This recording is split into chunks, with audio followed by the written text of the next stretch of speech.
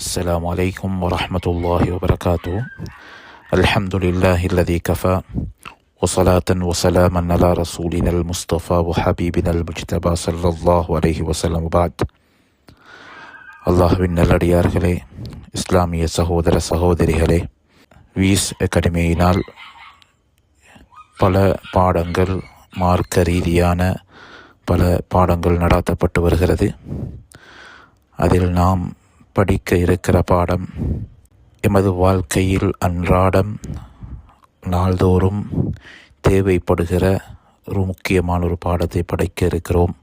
அது மட்டுமில்லாமல் நாம் சுவர்க்கம் நுழைவதாக இருந்தால் தக்வாதாரிகளுக்குத்தான் சுவர்க்கம் நுழைய முடியும் என்று ஏராளமான குர்ஆனுடைய வசனங்கள் எங்களுக்கு சுட்டி காட்டுகிறது.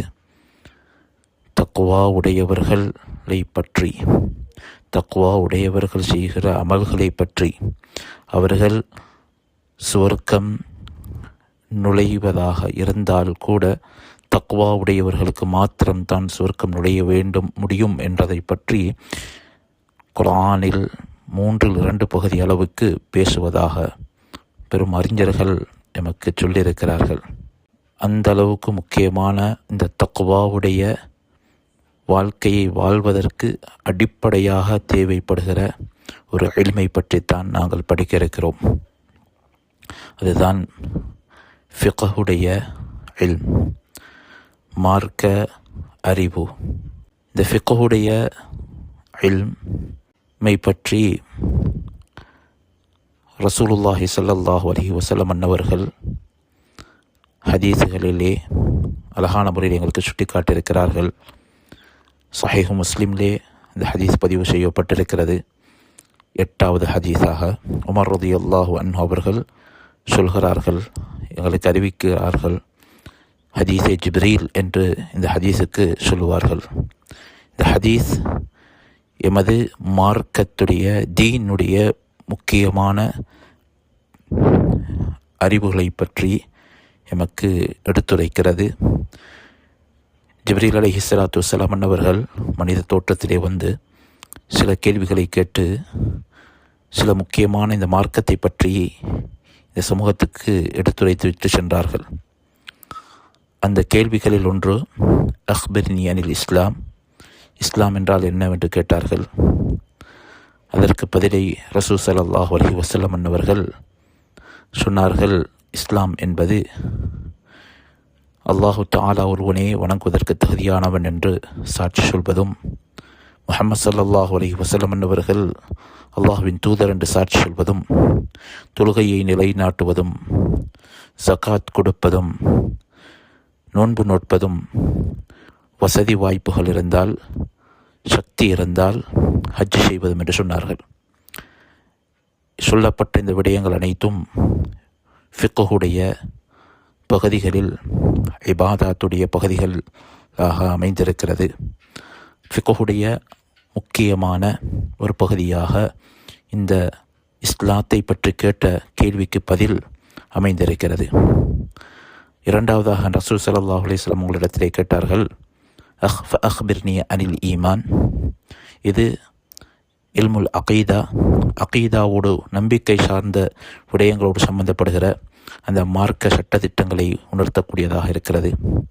மூன்றாவதாக கேட்டார்கள், அக்பிர்னி அனில் இஹ்சான். இஹ்சான் என்றால் என்ன என்று கேட்டார்கள். இஹ்சான் என்பது 3வது மார்க்கத்துடைய பிரதான கலையாக அமைந்திருக்கிற அஹ்லாக்குடைய தஸவ்வுஃபுடைய கலையை அது உணர்த்தி காட்டுகிறது. இந்த பிரதானமான இந்த 3 கலைகளும் தான் மார்க்கம் என்று எங்களுக்கு அறிஞர்கள் சொல்கிறார்கள். ஒரு மார்க்கம், தீன் என்பது அது ஃபிக்ஹ், அகீதா, அஹ்லாக், தஸவ்வுஃப். இந்த 3 பகுதிகளும் தான் மார்க்கம். இது இவைகளில் மட்டும்தான் மார்க்கம் என்பது மார்க்கம் என்று உள்ளடங்கி இருக்கிறது என்பதை ரசூல் ஸல்லல்லாஹு அலைஹி வஸல்லம் அவர்கள் சொன்ன அந்த வார்த்தையிலிருந்து எடுத்திருக்கிறார்கள். இறுதியாக உமர் ரலியல்லாஹு அன்ஹு அவர்களிடத்திலே ரசூல் ஸல்லல்லாஹு அலைஹி வஸல்லம் அவர்கள் கேட்டார்கள், வந்தவர் யார் என்று தெரியுமா என்று. அதற்கு அல்லாஹ் வ ரசூலுஹு அலம் என்று சொன்னார்கள். ரசூல் ஸல்லல்லாஹு அலைஹி வஸல்லம் அவர்கள் சொன்னார்கள், இன்னஹு ஜிப்ரீல் வந்தவர் ஜிப்ரீல். அத்தாக்கும் யுஅல்லிமுக்கும் தீனக்கும், இவர் உங்களுடைய முழு மார்க்கத்தையும் படித்து தருவதற்காகவே வந்திருந்தார் என்று சொன்னார்கள். இதிலிருந்து தான் மார்க்க அறிஞர்கள் ஆதாரமாக எடுத்திருக்கிறார்கள். முழு மார்க்கம் என்பதும் இந்த மூன்றிலே உள்ளடங்கியிருக்கிறது. அதில் பிரதானமான ஒன்றாக இருக்கிற ஃபிக்ஹுடைய பகுதிகளைத்தான் நாங்கள் இன்று படிக்க இருக்கிறோம். இதற்கு பின்னால் வருகிற பாடங்களிலே படிக்க இருக்கிறோம். இந்த ஃபிக்ஹுடைய பகுதிகளை நாம் படிப்பதற்கு முன்னால் சுருக்கமான முறையில் ரசூல் ஸல்லல்லாஹு அலைஹி வஸல்லம் அவர்களுடைய காலத்தில் ஃபிக்ஹுடைய இந்த உருவாக்கம் எவ்வாறு அமைந்திருந்தது, ரசூல் ஸல்லல்லாஹு அலைஹி வஸல்லம் அவர்களுக்கு பின்வந்த காலப்பகுதிகளில்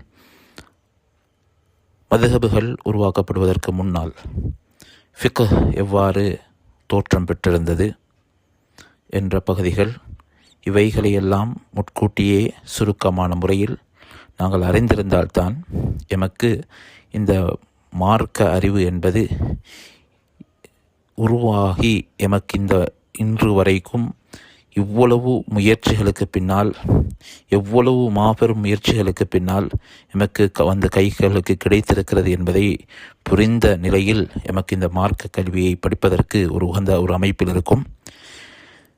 எனவே இதற்கு பின்னால் படித்து தர இருக்கிற ஃபிக்ஹுடைய கலை என்றால் என்ன, அதோடைய வரலாற்றை சிறிய குறிப்பை இன்ஷா அல்லாஹ் வருகின்ற பாடத்திலே நாங்கள் பார்ப்போம். அல்லாஹ் என்னையும் உங்களையும் இந்த மார்க்க அறிவை சிறந்த முறையில் படித்து வாழ்க்கையிலே அமல் செய்கின்ற பாக்கியத்தை தந்தருள்வானாக.